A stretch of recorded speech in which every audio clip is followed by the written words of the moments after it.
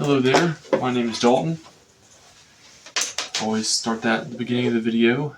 Today I'm going to be reading a little bit out of the NA book today, and then tomorrow I will read out of the Alcoholism and Addiction Cure. So I'm going to finish off tomorrow the chapter 1 of the part where I didn't finish off and where we left off in the last 30-minute video. So we're going to read Narcotics Anonymous, Step 2, some of Step 2, and I'm going to go off of some things that I had presented to myself earlier in a presentation on slides, some things that some may struggle with. We're going to read a little bit of Step 2 today. So here goes. Step 2. We came to believe that a power greater than ourselves could restore us to sanity. The second step is necessary if we expect to achieve ongoing recovery. The first step leaves us with a need to believe in something that can help us with our powerlessness, uselessness, and helplessness. The first step has left a vacuum in our lives. We need to find something to fill that void. This is the purpose of the second step. So something that I've typed down earlier, I'm going to continue reading right after I say this. Something that may be a void, a little bit contrary, similar, relatable thing to a void can be self-absorbment. So when alone, there may be a time when you don't know how to occupy yourself of nervousness of a previous task you have felt accomplished for doing. Representation algorithm gets better over time. The now motto in your daily life can be unusual at times. So rendering a love for an at-home hobby might not get old. What are you going to be able to add to your day or days of the week? The goal is to understand that you're not being lazy. You are already doing more than you have been, and you know you can do more. So it's good to do more, and it's good to acknowledge yourself for doing more, and understand that you're not lazy. You're doing better than you already were doing in your recovery. Some of us didn't take this step seriously at first. We passed over it with a minimum of concern, only to find the next steps would not work until we worked Step 2. So this is starting to be a hobby for me. I want to help myself by being able to watch these videos, and hopefully for whomever watches these videos, they can get something out of it too that they might be able to relate. So some of us didn't take this step seriously at first. We passed over it with a minimum of concern, only to find the next steps would not work until we worked Step 2, even when we admitted that we needed help with our drug problem. Many of us would not admit to the need for faith and sanity. We have a disease, progressive, incurable, and fatal. One way or another, we went out and bought our destruction on the time payment plan. All of us, from the junkie snatching purses to the sweet little old lady hitting 2 or 3 doctors for legal prescriptions, have one thing in common. We seek our destruction a bag at a time, a few pills at a time, or a bottle at a time until we die. So when I used to smoke weed, I would get on a high horse and think, well, you know what? I want something temporarily that's going to make me happy. So I would go and I would take something or steal something from a store that wasn't mine and I didn't pay for. So that's something that I will confess and I will repent from doing. That's something that I have done.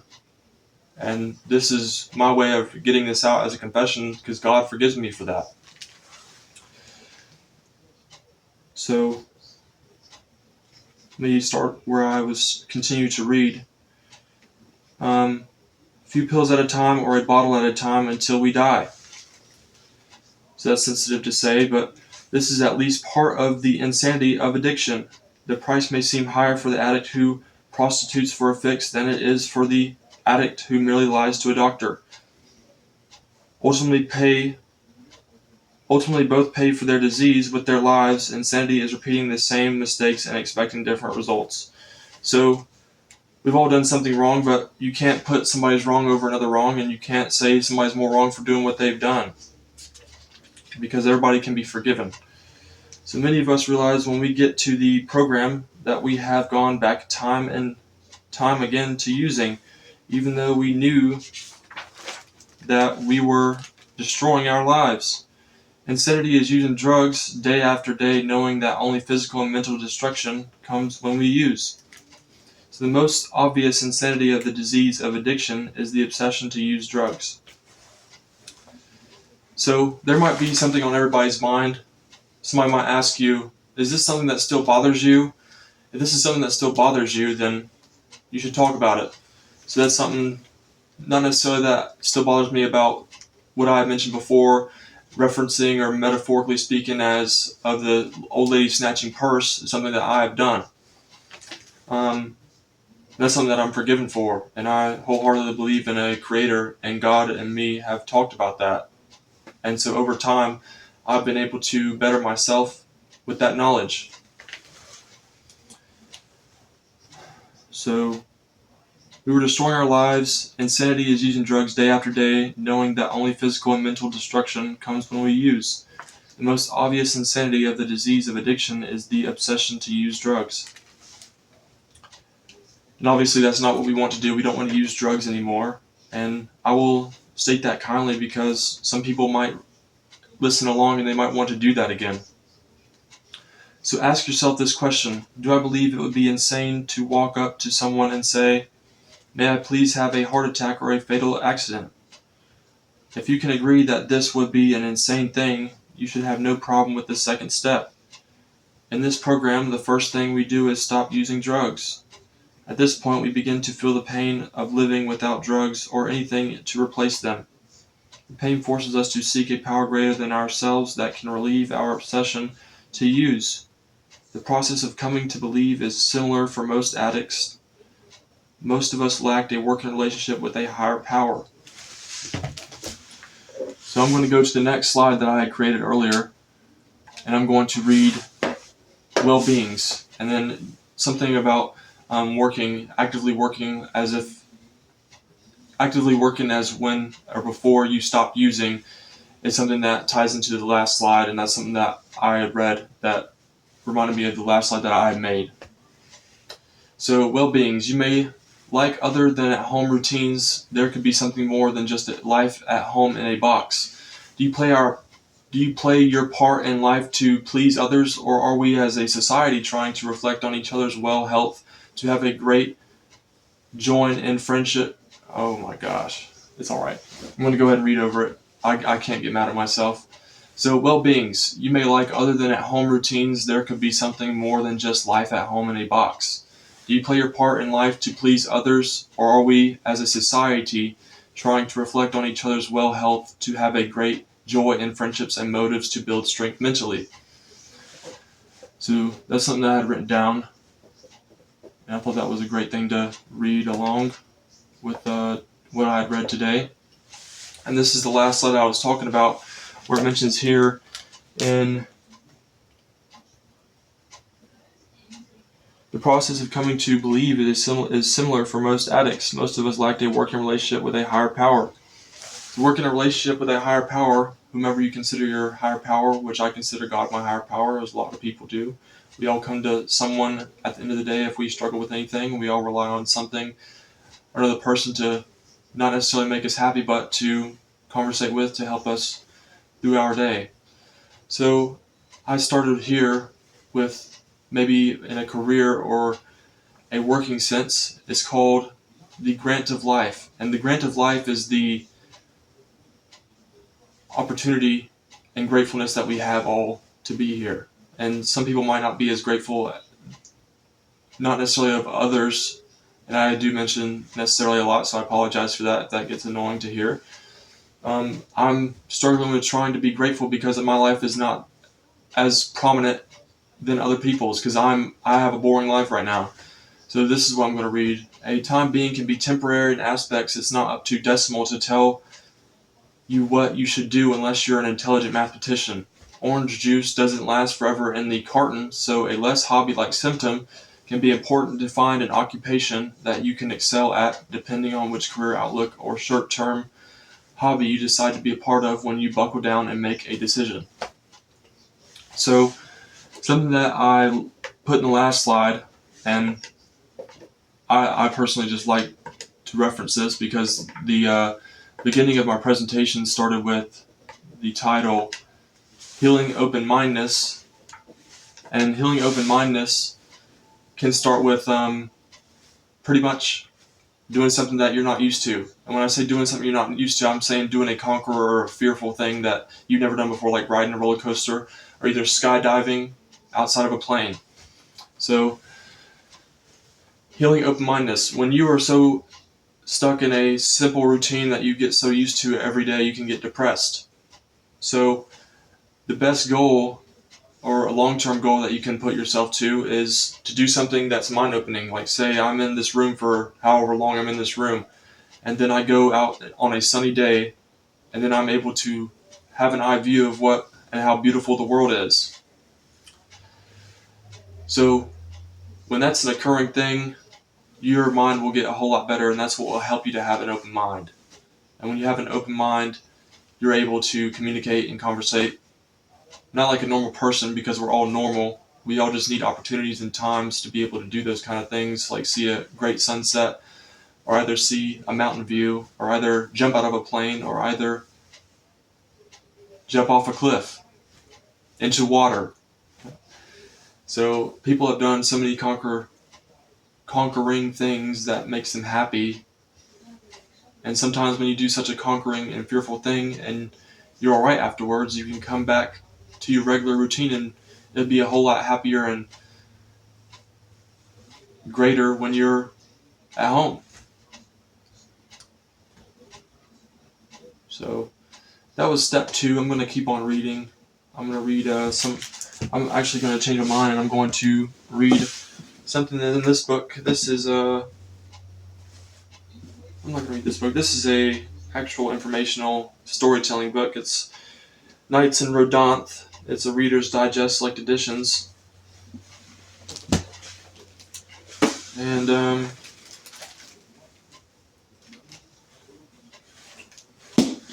I'll actually read something out of this just so I can have something to talk about. We're short on time today, and this is something that I'm getting into the routine of, and I hope everybody enjoys and is patient with themselves to listen in. So I'm on Hornet Flight 33, page 33. I don't know much about war or anything that happened in this time, if this is a true and factual book, but in the past 14 months, their work had explained as opponents of German rule had been added to the department's watch list. So I don't really know what this book is about, but let me tell you about this book. It's Knights in Rodanthe, and one day I was reading it. Have you guys ever seen that movie, I Am Doomsday? Doomsday, I think it has Will Smith in it. And I was reading this, and it's called Knights in Rodanthe. And I was sitting in my hammock, and the sun was shining from the other side of the house, but it was gleaming from on top of the house. And I was facing the complete opposite direction than the sun. So it was a warm day, and I was reading this book, and it kind of felt like as if it was Doomsday, because I wasn't paying attention to what was behind me, but I was reading the book in my head. So it was a very open mind psychological thing that I was doing, and I encourage people to do that, but I also encourage people, after reading in your head for so long, to acknowledge how beautiful the sun is, and it will change your day tremendously. So I just wanted to shout out Knights in Rodanthe, Reader's Digest, Volume 2, 2003, Hornet Flight, Leaving Eden, Q is for Query, and I think that's the 4th one, or either it's a 3-book series or the last chapter is Knights in Rodanthe. But that made me happy when I was able to read for such a long amount of time, because it's not something I do very often, and that's what I did.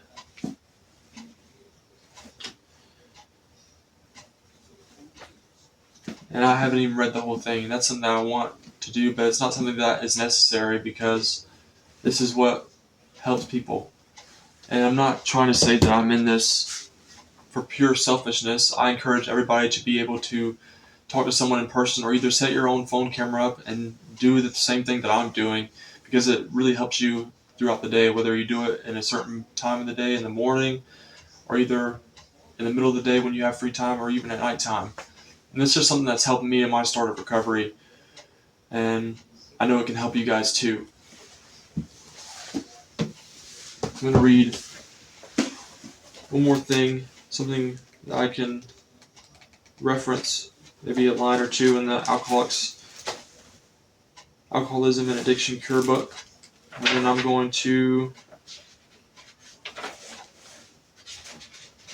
start off my day with whatever I'm doing later. I'm not sure what I'm going to be doing. So, healing the underlying causes, I'm going to start a little bit further down. So when I awaken each morning, he said, the first thing, well, hold on. I was about to say, why am I starting on chapter 2? We can finish where we had went. Sorry about that, guys. I'm going to finish where I had went yesterday and before I didn't read to chapter 2. So another family member of a graduate wrote this note to Pax and I from England. I'm writing to tell you that Clarence is doing wonderfully well. I wish we had a Passages in England, but we don't. I believe there is no place like Passages anywhere else in the world. I'm thanking you for our entire family. He was lost to us for so many dreary years. It's a miracle. So, we're going to go more further into chapter 2 tomorrow. I'm not going to carry out the video any longer. But referencing Clarence as if referencing you or referencing I, but we're going to reference you in a scenario. Say, you live with your family, and then for such a certain amount of time, you venture off with your friends, or with whomever you venture off with. And some people might still drink and think it's not an alcoholic problem. So you might venture off with your friends, and you might do some things that you don't really pay attention to when you go home, and it just becomes a reoccurring thing. And I know that it sounds like the same thing that I'm talking about in each and every video, but it's helping me and it's helping others. I want to believe that. So, don't disown yourself, and don't let your family disown you, because I know that eventually over time that it may feel like that if you, or may have felt like that if you were out of recovery or if you were using drugs.